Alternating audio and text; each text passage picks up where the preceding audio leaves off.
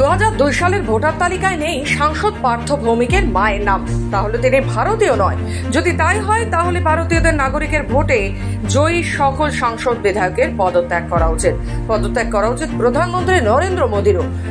মন্তব্য পার্থ ভৌমিকের। ভিন্ন রাজ্যে বাঙালি অত্যাচারের প্রতিবাদে আমডাঙ্গায় রাহানা সিনিয়র মাদ্রাসায় তৃণমূলের ব্যারাকপুর দমদম সাংগঠনিক জেলার কৃষক সংগঠনের সভাপতি লুৎফর রহমানের আয়োজনে এক প্রতিবাদ সভায় SIR প্রসঙ্গে মন্তব্য সাংসদ পার্থ ভৌমিকের।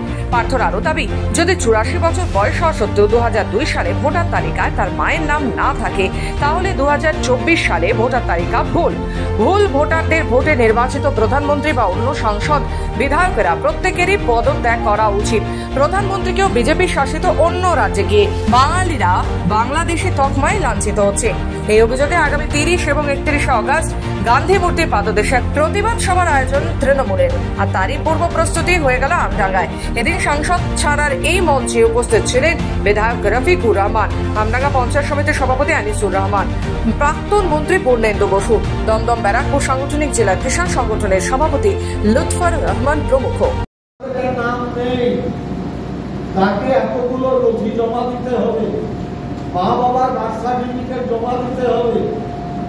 আমার মায়ের 2002 সালে দেখলাম নাম কেটে দিয়েছে, তাহলে আমার মা নিজেই বার্থ সার্টিফিকেট জোগাড় করতে পারবে না, বাবা মারটা কোথা দিয়ে দেবে?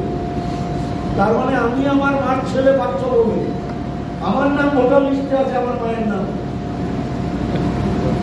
তাহলে আমি বাড়িতে থাকবো আর আমার 84 বছরের মা ডিটেনশন ক্যাম্পে থাকবে? পাড়ায় পাড়ায় অলিতে গলিতে বলুন।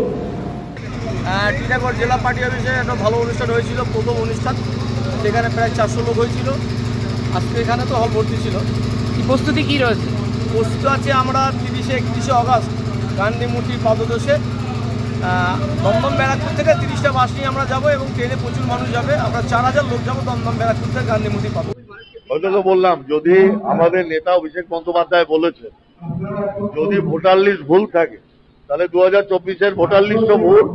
সেই ভুল ভোটার লিস্টে নরেন্দ্র মোদীও সাংসদ হয়েছে, অভিষেক বন্দ্যোপাধ্যায়ও সাংসদ হয়েছে, আমি পার্থ ভৌমিক সাংসদ হয়েছে।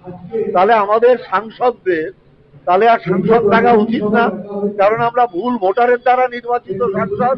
তাহলে নরেন্দ্র মোদী আগে পদত্যাগ করুক, আমরা সব সাংসদ পদত্যাগ করব, নতুন করে নির্বাচন হবে। না, প্রচুর লোকের নাম নেই, তাহলে আমি এলাম কোথা থেকে? উত্তর 24 পরগনা থেকে সুদীপ দেবের রিপোর্ট, খবর বাংলা।